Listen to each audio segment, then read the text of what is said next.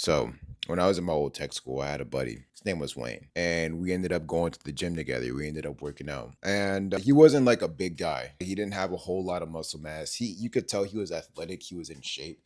He wasn't overweight, but he wasn't too skinny either. But anyway, he ended up grabbing 40 pounds for dumbbells to do the dumbbell chest press because that was the workout. We were going to hit chest that day. He ended up hitting it for 10, and I seen how he hit it. So I said, okay, well, you're going to go ahead and do more. He got the 45s, did 10. Said, okay, he did that pretty fast, so he's going to do more. He got the 50s, and then he did 10. And I'm like, he's like, man, listen, bro, I feel like I'm at my limit. Dude, I think this is good. I'm like, dude, no, pick up the 55s. He ended up doing 10, and he had legit joy in his eyes.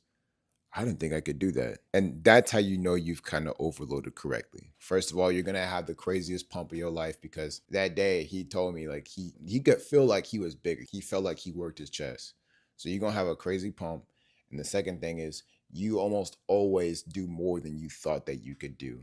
If you're, of course, eating properly and all these different things. But you almost always will do more than you thought that you could do. My name's Chike. I've been in the gym for 8 or 9 years now, almost a decade's worth of experience. I've been a gym rat pretty much my whole life, and I've stayed consistent the entire time since I was a pretty young kid.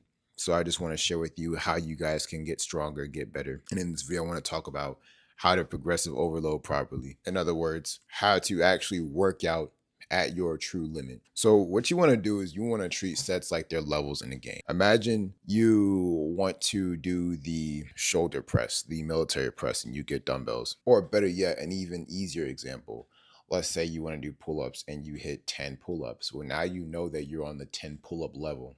You've reached the 10 pull-up level. So what do you need to do? Or in every game, what you do is you get to the next level. So you want to try and hit 11 pull-ups. And it sounds kind of like redundant and goofy and stupid, but when you understand work is reps times your sets times the weight that you're doing over time. That's the amount of work that you do in a gym. Your goal is to do as much work as possible per session. You want to try and get as much work done as possible that your muscles can manage per session. So when you treat your sets like they're levels in a game, it forces you to have this mindset of forced progression. If I'm doing 50 pounds on the shoulder press, right, military press with dumbbells, and I hit that shit for 6, then I'm on that level. Well, then the question is, how do you do more work? Or how do you get to the next level? Because doing more work is getting to the next level. So how do you get to the next level? Well, this is a formula I came up with, by the way. All right. This is just me bro sciencing shit. If reps times weight times sets is work, then you simply just have to increase the amount of reps you do, the amount of weight you do, or the amount of sets you do. If I were to take that same weight and instead of doing 6 reps, I did 8 reps, I did more work. I did 50 times 8. I'm not going to do the math on camera. Shit, 400. Shit, I still got it. 50 times 8. You did 400 pounds of work. Is it 440? Yeah. I'm still good. I still got it. But that's my point. Like, or what you can do is you can do more weight. So if I took that same weight and instead of 50s, I did 55 pounds and I just did 6 reps just like I did before, I still did more work. I'm on the next level. But why do I sit up here and tell you you have to treat it like a leveling system? Because I see that I compare a lot of shit to games in my videos now. I really hope this shit vibes with you. But if you get on a better level, why would you drop down? Or why would you try to stay the same? I'm not gonna sit up here and act like there aren't such thing as getting on lower sets, getting like dropping down weight when you're just doing like recovery or you're recovering from an injury or something like that. I'm not gonna say it's not valid, but the majority of your fitness career should be centered around increasing the amount of work that you can do within a given session for a certain amount of sets. You should think this is my capability. I've done it. Like I've conquered this. This is the level that I am at now. This is me. You should strive to do higher because the only way to get better is to do better than the level that you're at right now. However, people can misunderstand this and try and max out at the beginning. As Chike is not saying, do the best you can as soon as you get to the gym. Fuck no. No. For example, I do the barbell hammer curls. I love barbell hammer curls where I just bring the bar to my other pec to the other side. I've gotten to the point now where I can do hammer curls with 70s at very low reps. That's just how I like to train them. That's just me personally. I'm not going to start with 70s when I get to the gym. I actually start with 45s and I just work my way up. Why do I not go all out at the beginning? It's because you want to save energy at the end of your workouts so that you can go all out at the end. Because what happens to your energy levels over time?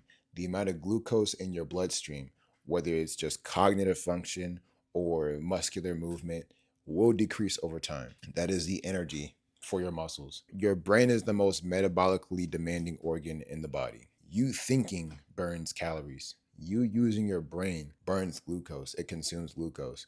So you the you want to conserve all your energy in the beginning so that you're not using all of it. If you were to use all that energy in the beginning of your workout, you're forgetting about the last part, you're going to do less sets. So the best way to maximize work is not only by increasing reps or weight interchangeably, or both if you want. I think you'd be a madman and a demon if you did do both at the same time, but you can do both if you want.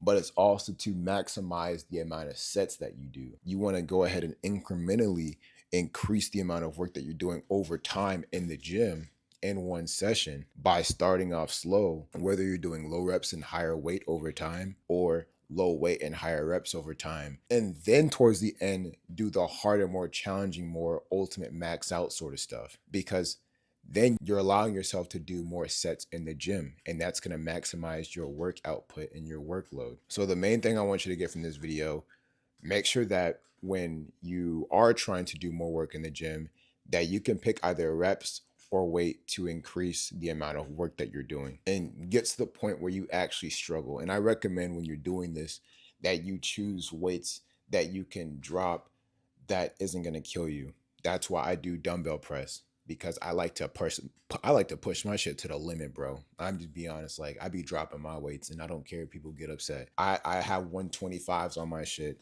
pushing that for 6, and I'm itching to hit 130. I'll be honest, I'm itching to hit 130.